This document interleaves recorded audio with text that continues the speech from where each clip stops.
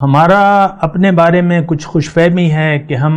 آخر کار جنت میں جائیں گے، گناہ گار ہیں لیکن کیا ہوا، امتی تو ہیں، یہ ہماری خوش فہمیاں ہیں۔ قل هل ننبئکم، آپ ان سے کہیے کہ کیا میں تمہیں نہ بتاؤں، اے نبی صلی اللہ علیہ وسلم آپ ان سے پوچھئے، آپ انہیں کہیے، هل ننبئکم، کیا میں تمہیں نہ بتاؤں کہ سب سے زیادہ نقصان میں کون ہے، بالاخسرین اعمالا، اعمال کے لحاظ سے سب سے زیادہ نقصان میں کون ہے؟ تو اللہ تعالیٰ فرماتا ہے الذین ضل سعیہم فی الحیات الدنیا، یہ وہ لوگ ہیں جن کی ساری کوشش دوڑ دھوپ دنیا کے لیے وقف ہو گئی، وہم یحسبون انہم یحسنون صنعا، اور وہ یہ گمان کرتے ہیں،